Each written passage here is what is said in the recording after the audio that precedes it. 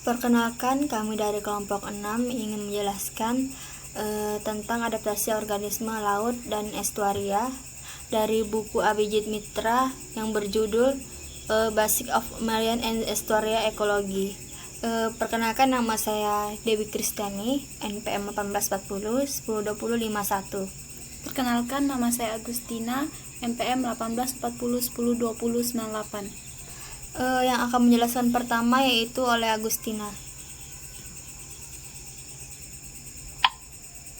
Yang pertama adalah adaptasi organisme di zona intertidal, yaitu zona intertidal dapat dianggap sebagai zona persimpangan antara darat dan laut, yang tetap tergenang saat air pasang dan menjadi telanjang atau hanya terpapar di udara. Saat air surut atau berlumpur, zona intertidal mungkin nyaman dibagi menjadi intertidal atas, intertidal rendah, zona intertidal, dan subtidal. Bagian atas zona intertidal menerima sangat sedikit air dan zona subtidal tetapi di bawah air di sebagian besar waktu. Zona semprot atau percikan diikuti oleh zona intertidal atas. Untuk kenyamanan pembaca, masing-masing zona dibahas di sini terpisah. Dan ada atau tidak air dan kisaran suhu, aksi gelombang, variasi dalam salinitas atau asin, paparan cahaya dan faktor lain menentukan jenis organisme yang mampu bertahan dengan nyaman di masing-masing daerah. Secara umum, faktor fisik terutama paparan pengeringan, batasi seberapa jauh di pantai suatu organisme dapat hidup. Batas bawah atau organisme sering ditentukan oleh kompetisi atau predator tinggal di zona bawah. Organisme laut dan muara organisme mengorientasikan diri mereka dengan cara yang berbeda dalam berbagai kategori habitat intertidal.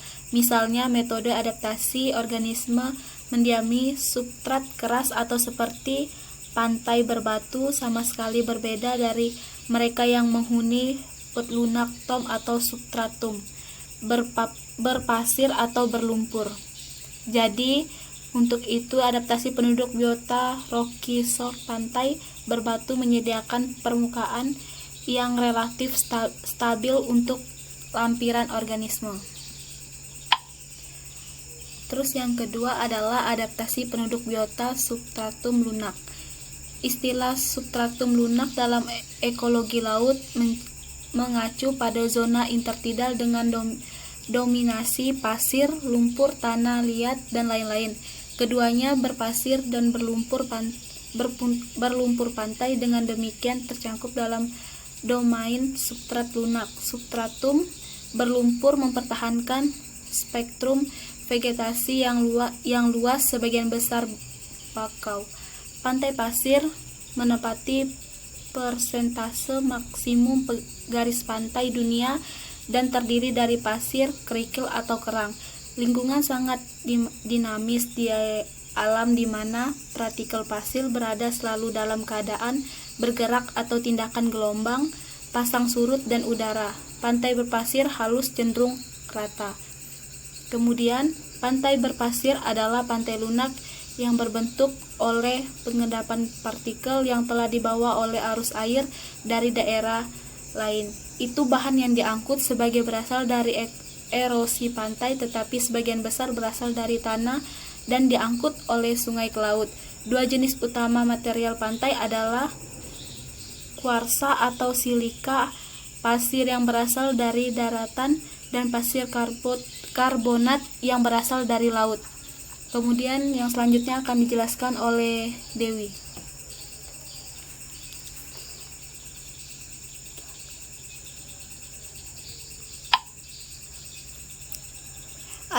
Adaptasi penduduk biota sandy shore.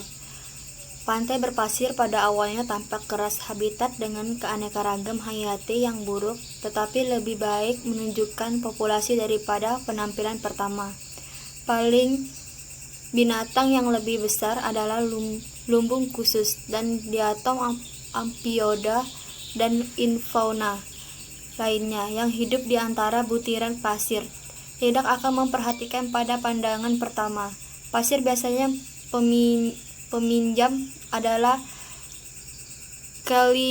Kalienstex sp, Orgrisis sp, Lipidopa sp, Calapa sp, Ovalipes sp, Emerita sp, Anereus sp,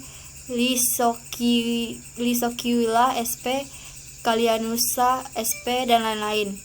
Pantai berpasir sangat tidak stabil karena berpenggerakan sedimen oleh arus dan pasang surut. Faktor terpenting dalam menentukan distribusi kehidupan di pantai berpasir adalah gelombang tindakan, karena gelombang mengatur ketersediaan jumlah kelembapan akan oksigen ke organisme. Selain bergizi, persyaratan organisme pantai berpasir adalah juga dipenuhi oleh ombak saat mereka membawa plankton dan menghilangkan sejumlah besar bahan organik dari pantai, menyisakan sedikit bagi pemulung mengonsumsi. Agar organisme dapat bertahan hidup dalam hal ini lingkungan yang bermusuhan, aksi gelombang harus mampu memenuhi kebutuhan spesifik organisme untuk makanan, oksigen, dan pembuangan limbah. Yang keempat yaitu adaptasi penduduk biota Moody-Shore. Lingkungan berlumpur di laut dan estu zona arine terdiri dari beberapa kategori sedimen dan biasanya didominasi oleh tanah liat berlumpur tipe substrat longgar seperti batu. Karenanya adaptasi yang menarik terlihat di berlumpur pantai biota sehubungan dengan pengurangan mereka dari tekanan tubuh. Substratum berlumpur juga merupakan zona jumlah maksimum detritus dan binatang memperoleh energi mereka terutama dari bagian terurai dari spesies halophytic. Spesies ekskresi bahkan ekspresi bakau dari hutan bakau menitis seperti Avicennia alba, Avicennia marine, Avicennia officinalis, Algeceras corniculatum, Axatus liscifolius, dan lain-lain. Mengatur internal mereka kadar garam melalui kelenjar daun. Namun garam mengumpulkan spesies memiliki kemampuan untuk mengonsumsi konsentrasi garam yang tinggi dalam sel mereka dan jaringan yang memberikan skulen Sonuretia apetala, Luminizera, Recamos, Excoriaria, Agalaoxa, Sesuvium, Portula, Castorium, Suaeda martitima, dan Suaeda nudiflora termasuk dalam kelompok vegetasi mangrove khusus ini. Di non-sekresi, misalnya Rhizophora sp. dan Sonupratia sp. Getah silem memiliki konsentrasi garam kurang dari 1/100 dari air laut, tapi masih sekitar 10 kali lebih terkonsentrasi daripada dari padatan maupun non-bakau seperti Hibiscus sp, Egonia sp, dan lain-lain. Meskipun mangrove non-sekretori memiliki tidak ada mekanisme khusus untuk sekresi aktif garam, mereka kehilangan garam melalui permukaan daun, terutama oleh transpirasi kutikula yang termuda. Mekanisme untuk menghilangkan garam dalam semua hutan bakau hanya karena hilangnya bagian tanaman terutama daun-daun.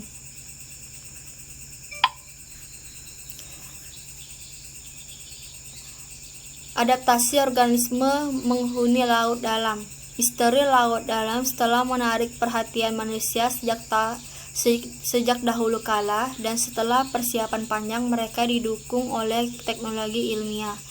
Dua ilmuwan dan seorang pilot berkelana di musim semi 1977 melalui kapal selama bola kecil dan Alvin ke Pasifik Hijau, membengkak 274 km timur laut Pulau Galapagos dan di sebelah barat Colombia, Amerika Selatan.